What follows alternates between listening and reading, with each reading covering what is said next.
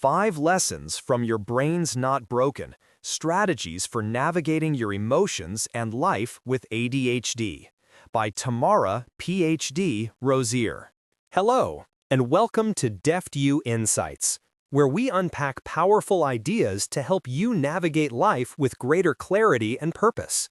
Today, we're diving into the fascinating world of the adult brain, specifically for those who experience the unique internal landscape of attention deficit hyperactivity disorder, or ADHD.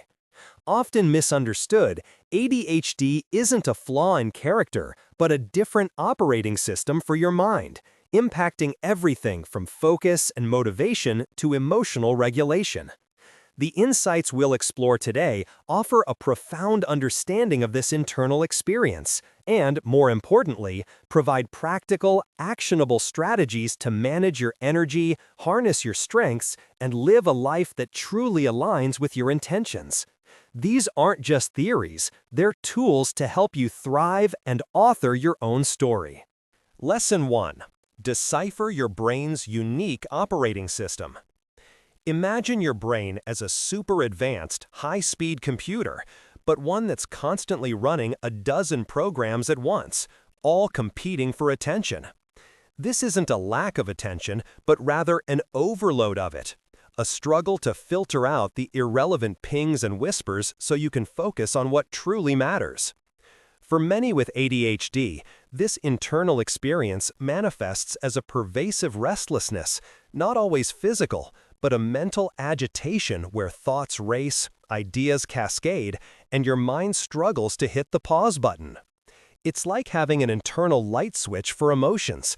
They're either all the way on, intense, overwhelming, and urgent, or completely off, leaving you feeling unmotivated or disinterested. This emotional intensity can make minor irritations feel like major threats, causing frustration and quick temper. A crucial takeaway here is to shift from blaming yourself to understanding your brain's natural tendencies. Think of it like this. If a car is designed for off-roading, you wouldn't blame it for struggling on a smooth racetrack. Similarly, your brain isn't broken, it's optimized for a different kind of terrain. Understanding this means recognizing that your executive functions, like planning, memory, and impulse control, might not always have their butler on duty, meaning your emotional centers often take the lead in prompting action. For example, if you consistently forget appointments, it might not be a lack of caring, but a struggle with working memory. Instead of scolding yourself, acknowledge the challenge and explore external aids like digital reminders or a trusted accountability partner. By deciphering your brain's unique operating system, you unlock the power to design strategies that truly work for you, fostering self-compassion and effective management. Have you ever felt like certain tasks drain your battery disproportionately, while others recharge you? For those with ADHD, managing this internal energy is vital, as everyday activities can often feel like significant power consumers. The Solve It Grid is a brilliant tool to map your energy landscape, helping you categorize tasks based on whether they're fun and how emotionally stimulating they are. This isn't about avoiding unpleasant tasks, but approaching them strategically to prevent burnout. Think of it as a 4-quadrant map.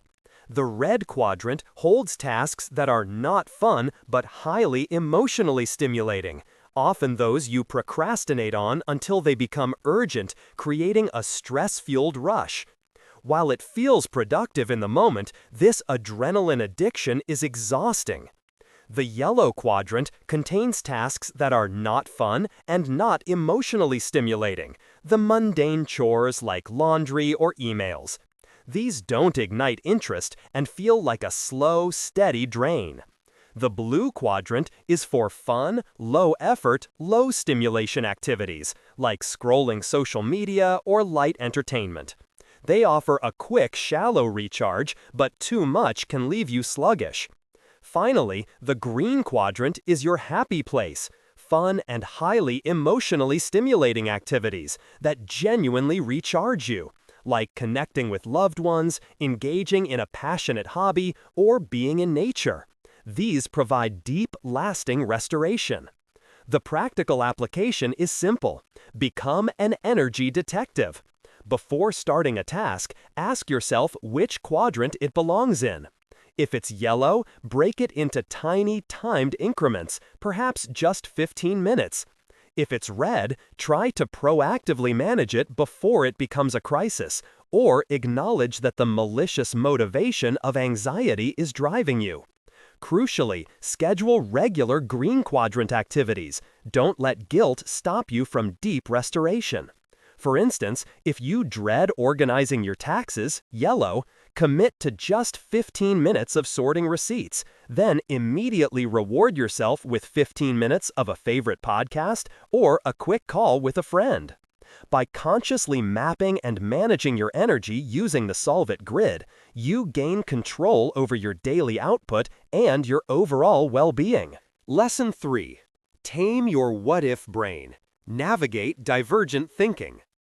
Do you ever find your thoughts branching out in 1,000 directions, connecting seemingly unrelated ideas, and asking what if about every possibility?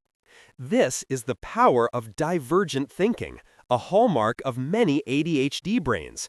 It's like having a mental superpower for creativity, innovation, and seeing connections others miss. You're the person who can turn a simple problem into a Rube Goldberg machine of interconnected solutions, or instantly brainstorm 20 different uses for a paperclip. You're a natural explorer of ideas, full of curiosity, originality, and flexibility. However, this powerful thinking style can also lead to pitfalls. When unchecked, your what-if brain can get stuck in problem finding, endlessly exploring issues without landing on a solution. It can also cause you to fall in love with your own brilliant ideas, expecting others to handle the boring work of execution.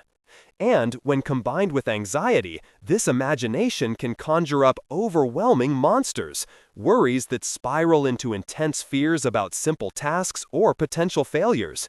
Imagine planning a simple dinner party. Your divergent brain might map out every seating arrangement, menu option, conversation starter, and potential disaster scenario, making the simple act of hosting feel like a monumental, terrifying undertaking. The key is to learn to shift from divergent thinking, which is excellent for brainstorming, to convergent thinking, which is essential for focused execution and decision-making. Don't suppress your creativity, but give it boundaries. For instance, when planning a project, dedicate a specific divergent hour to brainstorm all possibilities, no matter how wild. Then set a timer for a convergent hour, where you commit to narrowing down those ideas, selecting the most practical steps, and creating an action plan. Recognize when your monsters are simply your imagination running wild with anxiety. Take a deep breath and ask yourself, is this a real monster or just my brain showing off its imaginative muscles? By learning to direct your divergent thinking, you harness its incredible power without letting it overwhelm your ability to act. Lesson 4. Build your inner fortress. Master emotions and boundaries. For individuals with ADHD, emotions are often experienced with profound intensity, a light switch effect where feelings are either overwhelmingly present or seemingly absent. This emotional dysregulation can make it feel like you're constantly walking an emotional tightrope. Minor annoyances can trigger disproportionate reactions, and it can be difficult to calm down once an emotion takes hold. This intense emotional landscape, coupled with a deep fear of disapproval known as rejection-sensitive dysphoria, can make setting boundaries feel incredibly daunting. Yet, establishing clear personal guidelines is like building an inner fortress, protecting your well-being and managing your energy. Consider your personal space as a house, your inner self, a yard, close relationships, and a fence, outer limits. Your house is sacred. It's where you define your values, process your emotions, and set personal rules for your own behavior, like getting enough sleep or managing screen time. Inside, you learn to do your own emotional housework, challenging self-defeating thoughts and releasing the clutter of shame or envy. Beyond your house is your yard, where trusted friends and loved ones are invited. Here, boundaries are about how you expect to be treated and how you interact. If a friend constantly interrupts you, a yard boundary means calmly saying, "I value your input, but I need to finish my thought." Finally, your fence is for the wider world. It's where you maintain respectful distance, decline unsolicited advice, or ignore intrusive questions from acquaintances. The ADHD Emotional Health Ladder provides a framework for understanding your emotional state from delusional, overwhelmed and disconnected, up to present and calm, mindful and intentional. The goal isn't to never feel intense emotions, but to recognize where you are on the ladder and apply strategies to ascend. When you feel frustration escalate, for instance, acknowledge the emotion, take a deep breath, and consciously try to move from a survival response to attending to the situation with more thoughtfulness. By proactively building and enforcing these house-yard fence boundaries and learning to navigate your emotional ladder, you cultivate greater self-respect, confidence, and a more balanced sense of control over your life. Lesson 5. Optimize your daily rhythm, sleep, peaks, and mental rehearsal. Living effectively with ADHD isn't about forcing yourself into a neurotypical mold. It's about understanding your unique rhythm and designing your day to flow with it. This involves 3 powerful strategies: mastering your sleep, protecting your most productive times, and preparing for success through mental rehearsal. First, master your sleep. For many with ADHD, sleep isn't just difficult, it's often reversed, meaning you might feel wired late at night and only deeply sleep in the early morning hours. But sleep isn't a luxury, it's a biological necessity that cleanses your brain and restores your cognitive function. Commit to a consistent wind-down routine 45 minutes before bed. Dim the lights, put away screens, and engage in calming activities. Treat sleep as a non-negotiable appointment with yourself. Next, protect your peak times. We all have hours when our minds are sharpest, our focus is strongest, and tasks feel easier. For many, this is often a few hours after waking. Identify your peak times and ruthlessly protect them for your most demanding yellow quadrant tasks. Don't waste these golden hours on low-priority emails or distractions. Conversely, acknowledge when your energy naturally dips, perhaps mid-afternoon, and schedule lighter, less intense activities during those times. By aligning your schedule with your natural energy fluctuations, you transform your day from a struggle into a strategic dance. Finally, empower yourself with mental rehearsal. This is like a dress rehearsal in your mind, where you vividly visualize successfully completing an upcoming task or challenge. For example, if you have a difficult conversation ahead, mentally walk through it. Picture yourself calm, articulate, and achieving a positive outcome. Visualize the steps you'll take, the emotions you'll manage, and the words you'll use.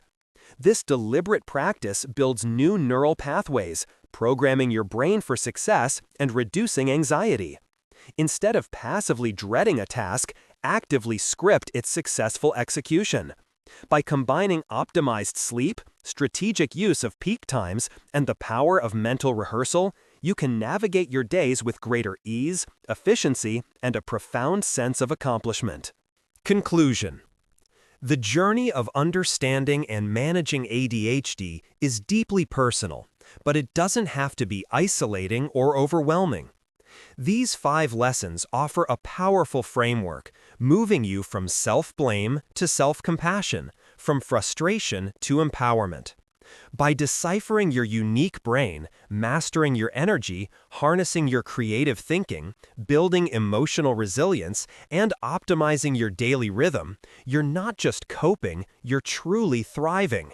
You have the power to write your own story, filled with intention, strategy, and self-acceptance.